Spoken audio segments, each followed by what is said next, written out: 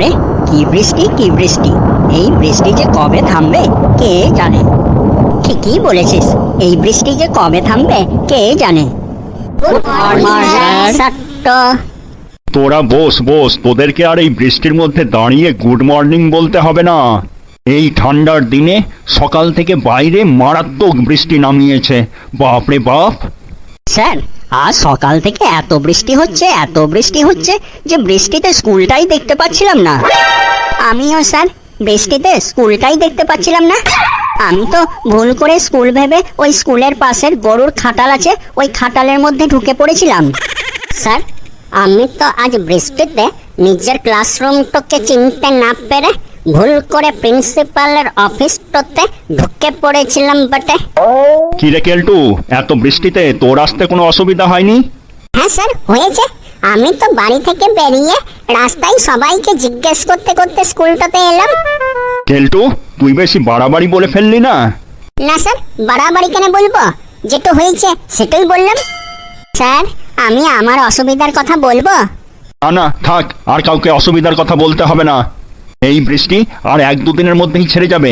তোরা এবার চুপ করে বস, না হলে তোদেরকে এমন প্যাদানি দেবো না, এই বৃষ্টির মধ্যে তোরা রাস্তা চিনে বাড়ি ফিরতে পারবি না।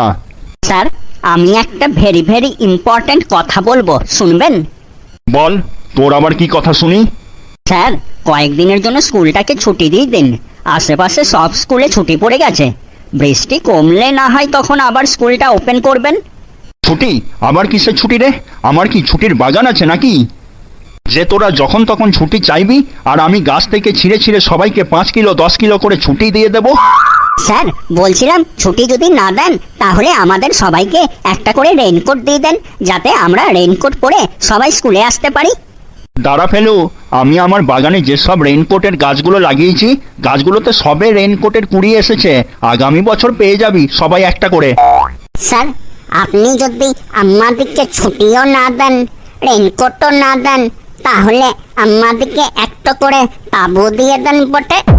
কমসে কম তাবু তো গায়ে জড়ায়ে স্কুল আসতে পারি বটে।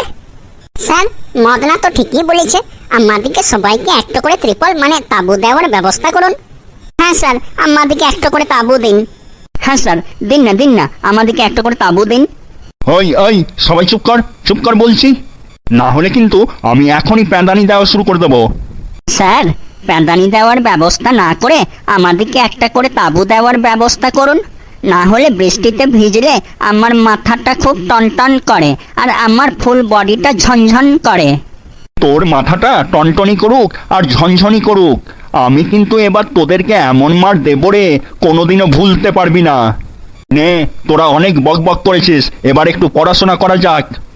বলুন স্যার, কি পড়াশোনা করব বটে? আচ্ছা মদনা, তোর থেকেই শুরু করি। স্যার, আমি কতবার বলেছি আমার নাম মদনালয়, আমার নাম মদন বটে।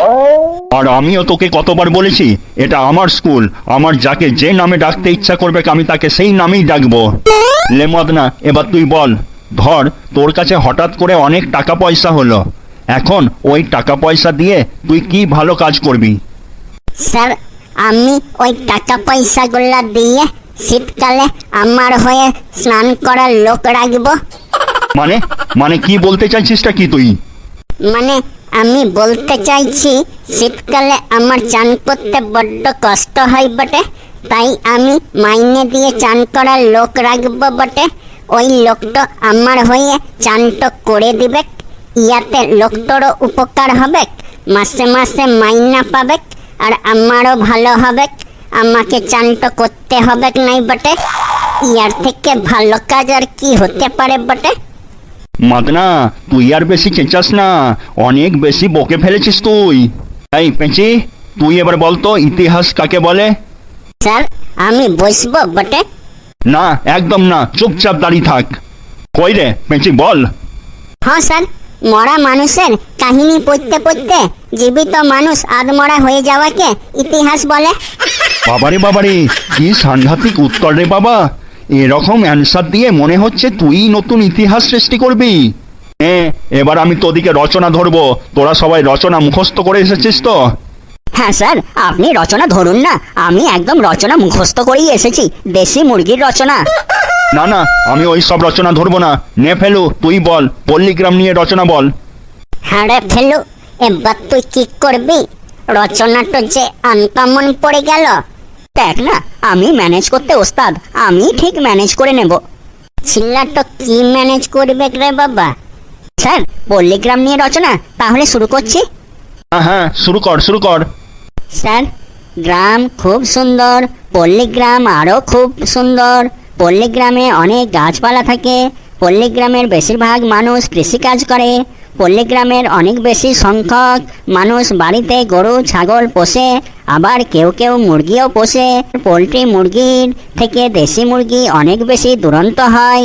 দেশি মুরগির দুটো পা থাকে, দুটো চোখ থাকে, দুটো কানের ফুটো থাকে, একটা লাল রঙের মাথায় ঝুঁটি থাকে।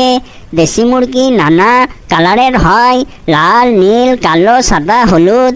সারা গায়ে পালকে ঢাকা থাকে। দেশি মুরগির ডানা থাকা সত্ত্বেও উড়তে পারে না। প্রচণ্ড সর্দি কাশি জ্বর হলে দেশি মুরগির ঝোল অত্যন্ত উপকারী এবং খেতেও হেভি টেস্টি লাগে।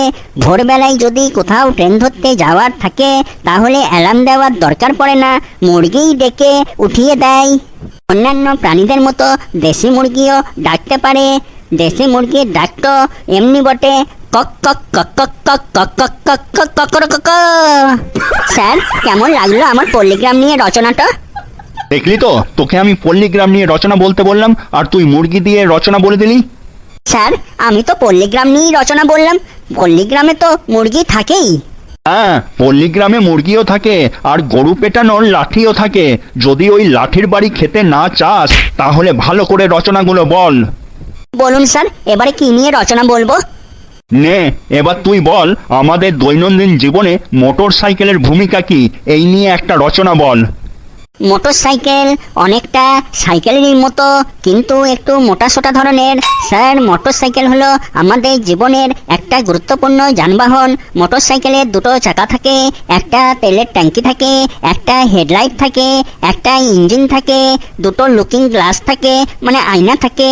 গ্রামের দিকে মোটর সাইকেল খুব সাবধানে চালাতে হয়, না হলে অনেক সময় মুরগি চাপা পড়ে যেতে পারে। পোলট্রি মুরগির থেকে দেশি মুরগি অনেক বেশি দুরন্ত হয়। দেশি মুরগি দুটো পা থাকে, দুটো চোখ থাকে, দুটো কানের ফুটো থাকে, একটা লাল রঙের মাথায় ঝুঁটি থাকে। দেশি মুরগি নানা কালারের হয়, লাল, নীল, সাদা, কালো, হলুদ। সারা গায়ে পালকে ঢাকা থাকে। দেশি মুরগির ডানা থাকা সত্ত্বেও উঠতে পারে না। প্রচণ্ড সর্দি কাশি জ্বর হলে দেশি মুরগির ঝোল হেভি লাগে। অন্যান্য প্রাণীদের মতো দেশি মুরগিও ডাকতে পারে। ভোরবেলায় কোথাও ট্রেন ধরতে যাওয়ার হলে অ্যালার্ম দেওয়ার দরকার পড়ে না, দেশি মুরগিগুলাই ডেকে উঠিয়ে দেয়। আর স্যার, দেশি মুরগির ডাক তো এইরকম হয়, কক কক কক কক কক কক কক কক কক ককর কক। স্যার, কেমন লাগলো আমার মোটরসাইকেল নিয়ে রচনাটা? আবার সেই মুরগি? বেটা, আজকে মুরগির রচনা মুখস্থ করে এসেছে। আজ সবকিছু মনে হচ্ছে মুরগি দিয়েই চালাবে। ফেলু, তুই বুনো ওল হলে আমিও বাঘা তেঁতুল। এবার তোকে এমন রচনা ধরবো, দেখি এবার তুই কি করে মুরগি আনিস। তাই ফেলু, তুই এবার আমাদের বিদ্যালয় নিয়ে একটা রচনা বল। দেখি বেটা, এবারে আমাদের বিদ্যালয়ে নিয়ে রচনাতে তুই মুরগি আনিস কি করে। স্যার, এত সোজা? বলছি স্যার। আমাদের বিদ্যালয় হলো এই এলাকার মধ্যে সবচেয়ে ভালো বিদ্যালয়। আমাদের বিদ্যালয়ের সব স্যারেরা খুব রাগী, তার মধ্যে ইংরেজি স্যার সবচেয়ে বেশি রাগী। কারোর পড়া না হলেই হলো, উনি তাকে সাথে সাথেই ক্লাসের মধ্যে মুরগি বানিয়ে দেন। পোলট্রি মুরগির থেকে দেশি মুরগি অনেক বেশি দুরন্ত হয়। দেশি মুরগি দুটো পা থাকে, দুটো চোখ থাকে, দুটো কানের ফুটো থাকে, একটা লাল রঙের মাথায় ঝুঁটি থাকে। দেশি মুরগি নানা কালারের হয়, লাল, নীল, সাদা, কালো, হলুদ। সারা গায়ে পালকে ঢাকা থাকে। দেশি মুরগির ডানা থাকা সত্ত্বেও উঠতে পারে না। প্রচণ্ড সর্দি কাশি জ্বর হলে দেশি মুরগির ঝোল হেভি লাগে, হেভি টেস্ট, খাওয়া খুব উপকারী। অন্যান্য প্রাণীদের মতো দেশি মুরগিও ডাকতে পারে। ভোরবেলায় কোথাও ট্রেন ধরতে যাওয়ার হলে অ্যালার্ম দেওয়ার দরকারই পড়ে না, মুরগিই ডেকে উঠিয়ে দেয়। দেশি মুরগি খুব সুন্দর ডাকতে পারে, কক কক কক কক কক কক কক কক কক ককর ক। স্যার, কেমন লাগলো আমাদের বিদ্যালয় নিয়ে রচনাটা? এখানেও সেই মুরগি নিয়ে রচনা? কি সাংঘাতিক ব্যাপার রে। নে, এবার লাস্ট, তুই এবার অলিম্পিক গেমস নিয়ে রচনা বলতো, দেখি এবার তুই কি করে মুরগি আনিস এখানে। স্যার, অলিম্পিক গেমস নিয়ে বলছি স্যার। অলিম্পিক গেম হলো পৃথিবীর মধ্যে সবচেয়ে বড় গেম, যেখানে পৃথিবীর 206টি দেশ এই খেলায় অংশগ্রহণ করে। এখানে অনেক রকম খেলার ইভেন্ট থাকে, তার মধ্যে অন্যতম একটি খেলা হচ্ছে ব্যাডমিন্টন।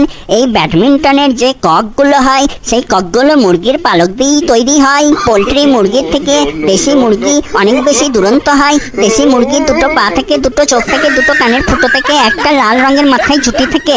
দেশি মুরগি নানা কালারের হয়, লাল, নীল, সাদা, কালো, হলুদ। সারা গায়ে পালকে ঢাকা থেকে দেশি মুরগির ডানা থাকা সত্ত্বেও উঠতে পারে না। প্রচন্ড সর্দি কাশি জ্বর হলে দেশি মুরগির ঝোল হেব্বি লাগে, দারুণ উপকারী। অন্যান্য প্রাণীদের মতো দেশি মুরগিও ডাকতে পারে। ভোরবেলায় কোথাও ট্রেন ধরতে যাওয়ার হলে অ্যালার্ম দেওয়ার দরকারই পড়ে না, মুরগি ডেকে তুলে দেয়। দেশি মুরগির ডাকটাও খুব সুন্দর, কক কক কক কক কক কক কক কক কক কক কক। স্যার, কেমন লাগলো অলিম্পিক গেমস নিয়ে রচনাটা? তুই থাম, ওরে তুই থাম এবার। তোর রচনা শুনে আমার মাথার পোকা নড়ে গেছে। বস, আমি আসি। কি সাংঘাতিক উত্তরে বাবা।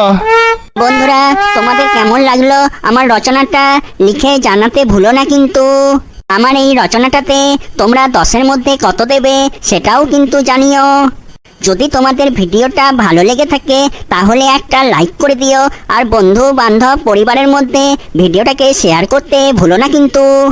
আর এরকম অনেক মজার মজার ভিডিও পেতে আমাদের চ্যানেল কার্টুন নেট বাংলাকে সাবস্ক্রাইব করে বেল বটনটিকে অলে করে দিও। তাহলে এখন তবে আসি, টাটা, বাই বাই।